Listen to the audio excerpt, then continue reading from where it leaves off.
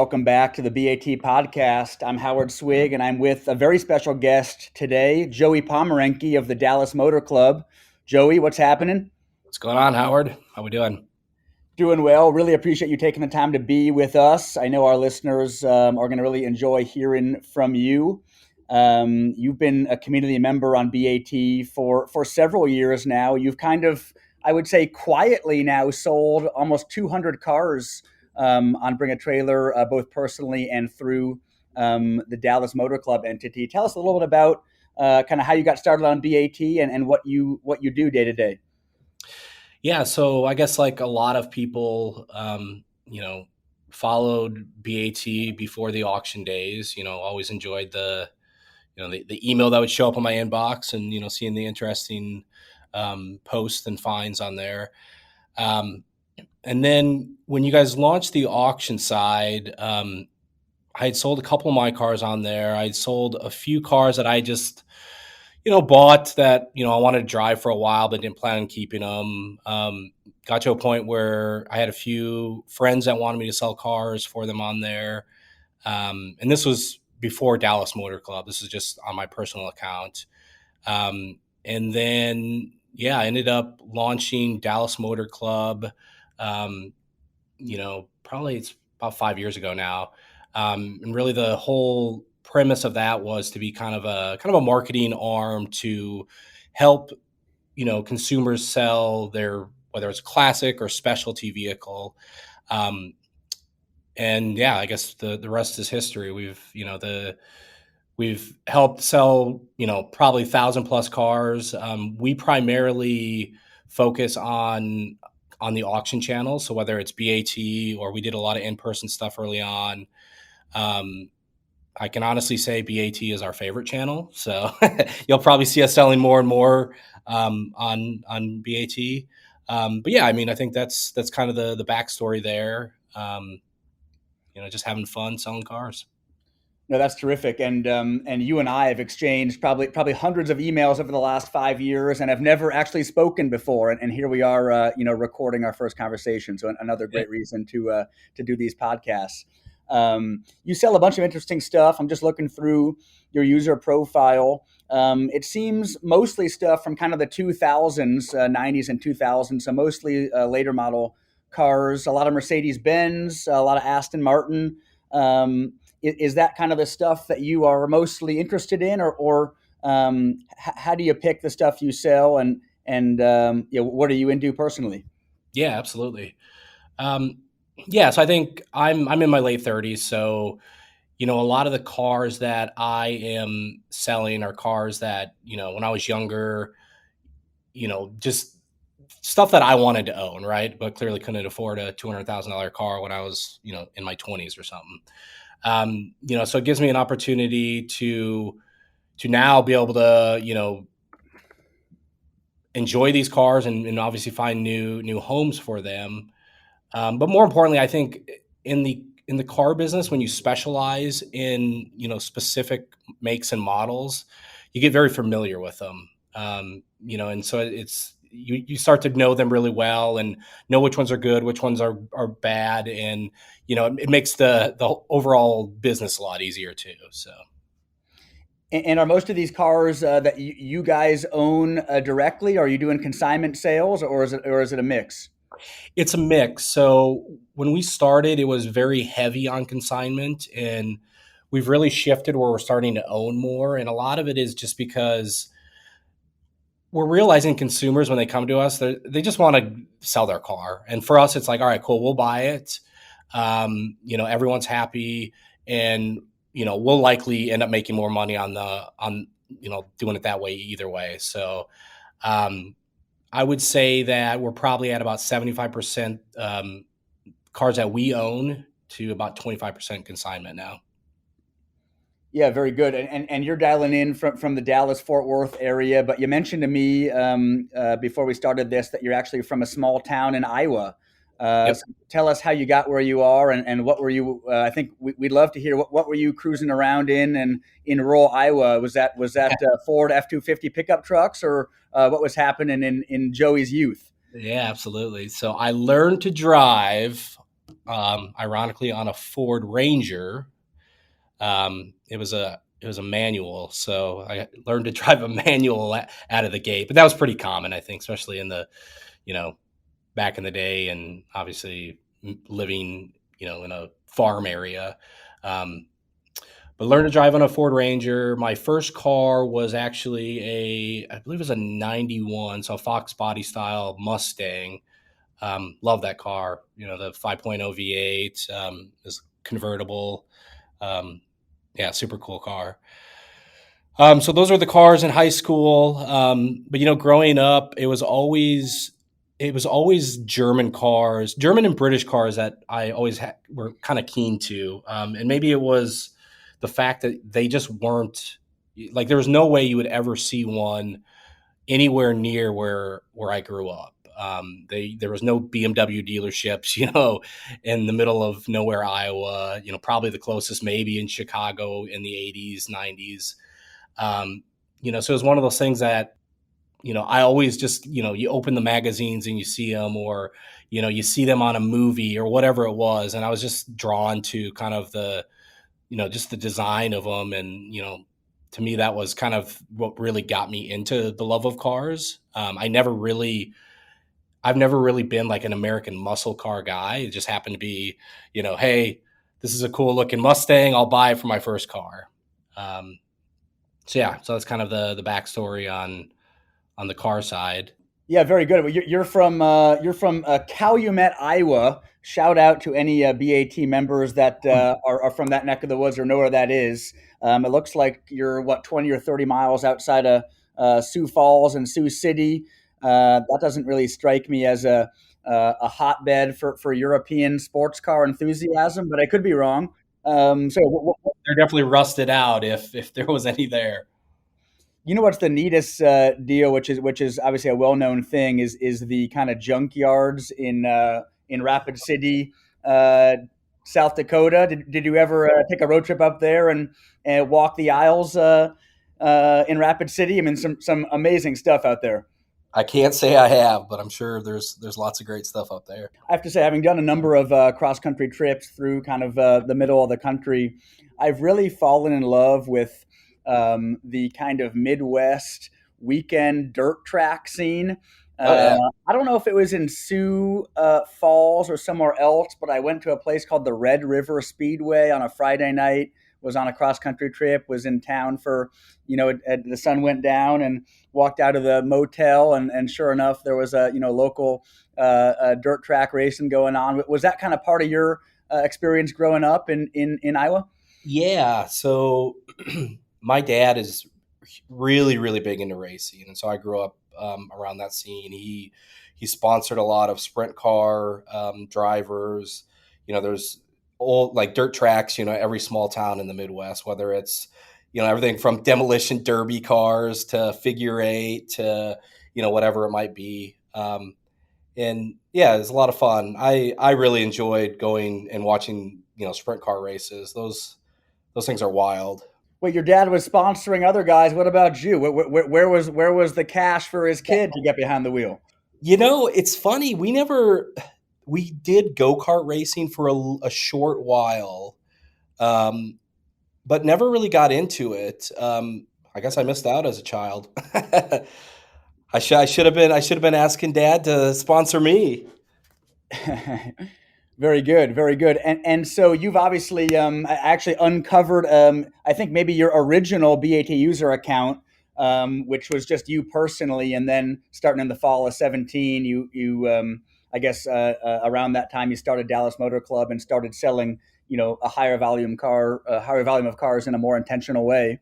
So is that right? Did you start selling some personal stuff, back in 15, 16, and then you said, "Hey, I could actually do something with this."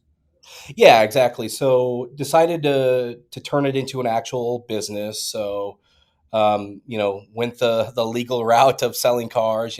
Got dealer license, bonded, insured. Got a warehouse space that we stored cars, did the work on, and then yeah, over the last 5 years have just expanded into higher volume. We have two spaces now. We have a space in Dallas, a space in Fort Worth. That we do all of our, whether it's storage or reconditioning or whatever the car might need. And I know you have a Dallas Motor Club is kind of the passion side of the business for you. I know you have a kind of a broader holding company that does a number of kind of automotive remarketing businesses. You had mentioned you do some stuff kind of in more the wholesale channels with Carvana and retail dealerships. But it sounds like the Bring a Trailer stuff has to be quite a bit different than kind of the meat and potatoes of the other stuff. Tell us about kind of the different channels that you operate in and how the Bring a Trailer business kind of stands apart. Yeah, absolutely. Yeah, so we've got we've got a company that basically does, we call it automotive remarketing, and really all that means is we're a wholesale dealer that sells cars to other retail dealerships. So we sell cars to everyone from you know the e-commerce players like Carvana to rental car companies like Hertz to smaller, I guess we call them buy here, pay here lots around the country that do the kind of in-house financing stuff. So they're looking for everything from like a 2008 Jeep Patriot with 110,000 miles on it, to a Mercedes C Class that everyone and their brother drives. So it's just a different beast on its own. It's really high volume, a lot of just cars coming into our warehouses and getting some work done, and then really being transported out to other retail dealerships around the country. So that's that side of the biz, and I mean, man, if you're taking leads for 100K miles Jeep Patriots, that's got to be quite a bit different than the stuff you're dealing with on a weekly basis through the Bring a Trailer channel. Absolutely. Yeah, so Bring a Trailers are only, so we've got another channel, which is basically we work with consumers all over the country to sell their car for them. So you have opportunities to sell your car through whatever, trade it in. You can take it to like a CarMax and get an offer for it. You can obviously sell it yourself, which is a pain.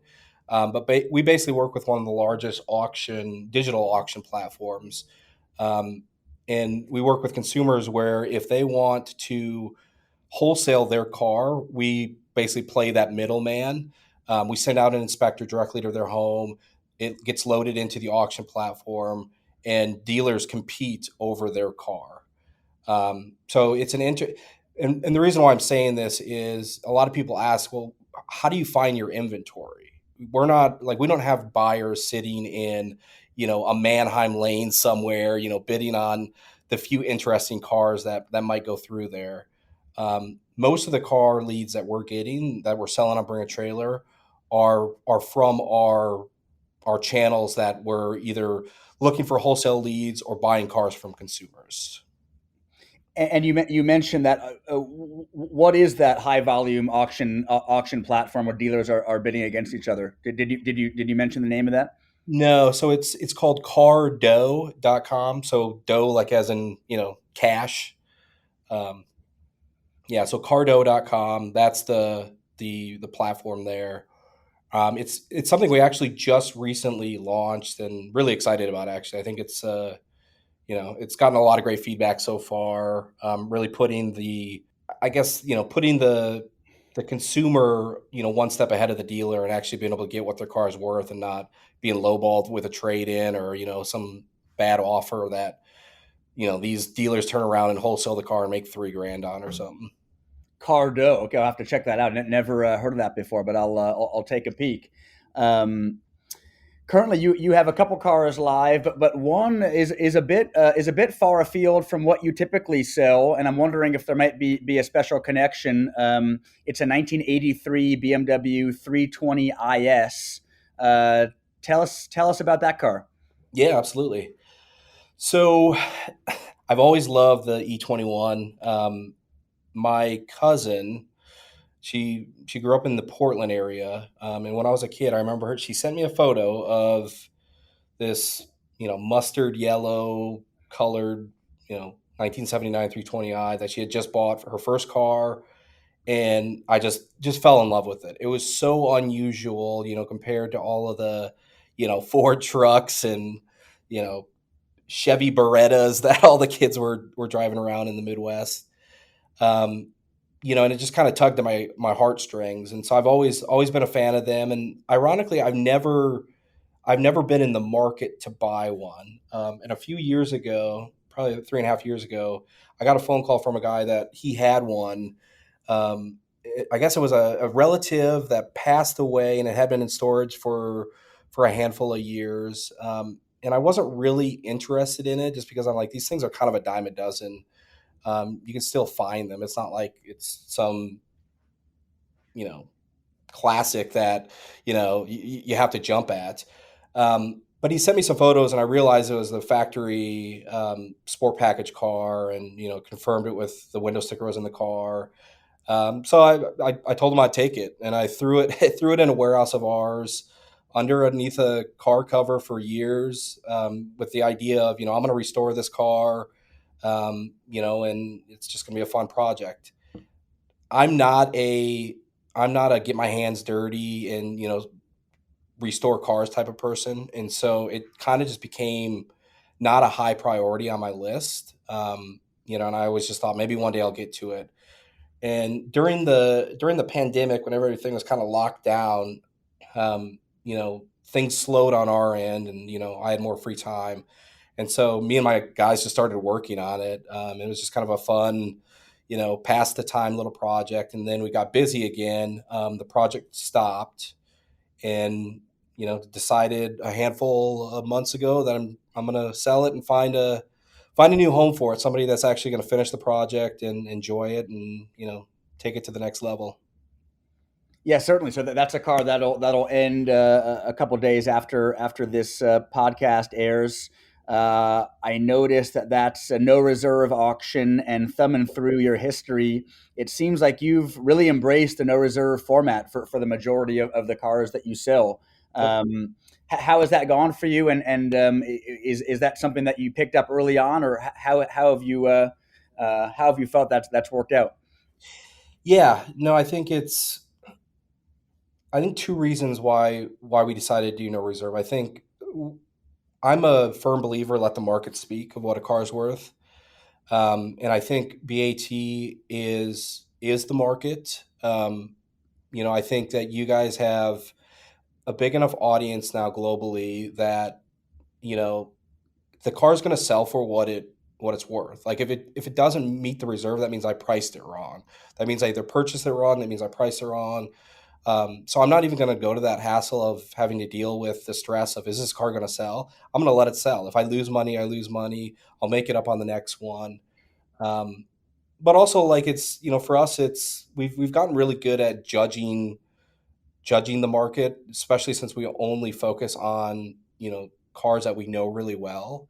Um, so it's pretty easy for me to say, all right, cool, we'll do a no reserve because I know that this is going to sell for at least what we have into it because I know the market. And if for some reason it doesn't, that means we messed up somewhere, whether we missed something on the car or it has nothing to do with BAT. It has to do with us. Certainly. And kind of in the broader headlines, kind of the prices of used cars have been getting a lot of attention with chip shortages and there's an inflation discussion. But by and large, it seems that the kind of used car market, kind of across the board, has really been on fire.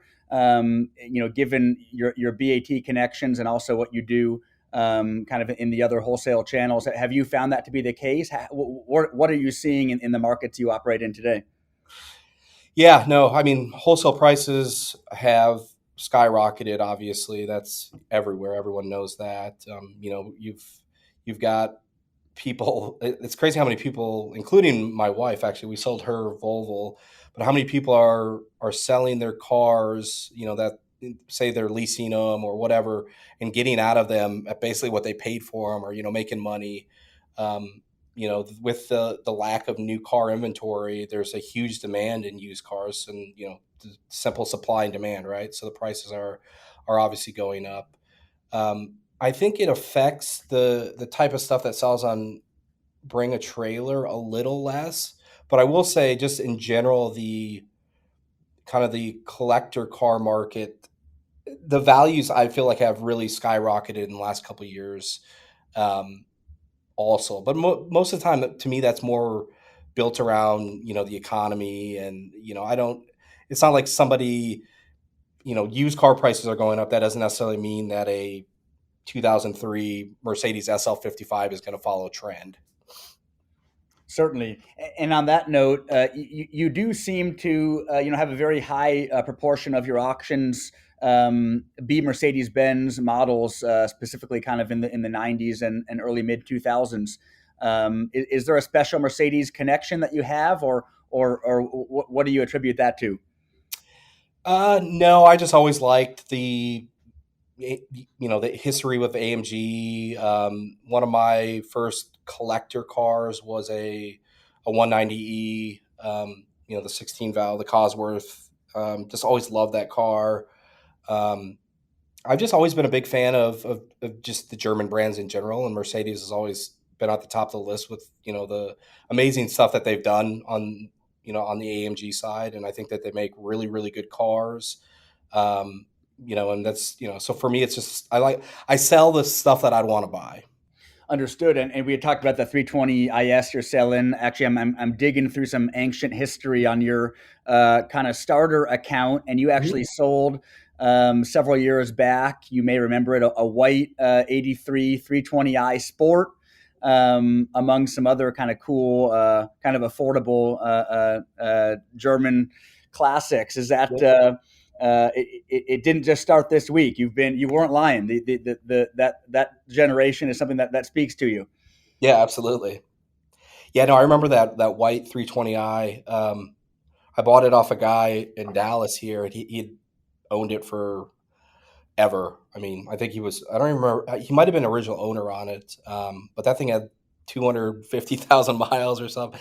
The guy that bought it on BAT, he still, I see him occasionally comment on 320i listings. So I think he still has that car, and, hopefully enjoying it, and hopefully it's been a good car for him.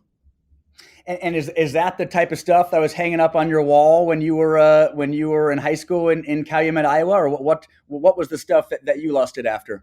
Absolutely. Yeah, anything Mercedes and BMW was definitely on the wall. The other um, the other big one was, I'm a huge fan of the Range Rover Classic. Um, I actually own a 1990. Things probably about as clean as you can get. So I've been very happy with the values of those in the last few years. Those things are starting to skyrocket. Definitely, and also I noticed several years back you had sold a 1993 Range Rover Classic long wheelbase that you had Yep. listed as a project. It sold for $6,000. Typically, 90s Range Rover and project are pretty scary words to have in one sentence. What do you remember about that car? And yeah, what's been your Range Rover experience over the years? I think you actually nailed it, Howard. Um, I bought that Range Rover as a project and realized that those words shouldn't go together.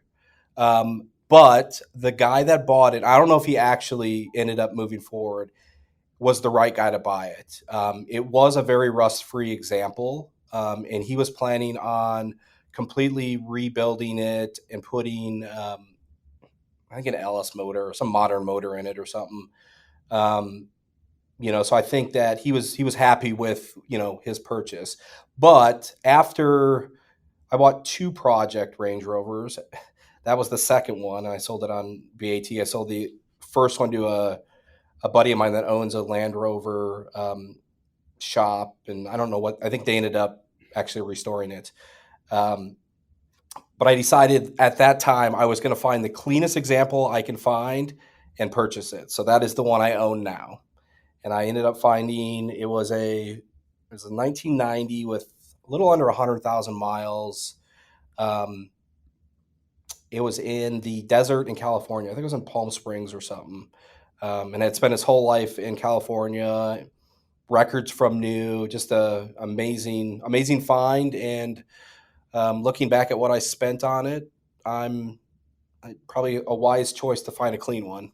Yeah, very good. I also, I mean, you sell a lot of kind of the 2000s era Mercedes, but at one point you had listed with us one of my favorite cars and something that is definitely desired around the BAT office with all of our staff, which was a 190e 2.316 Kazi.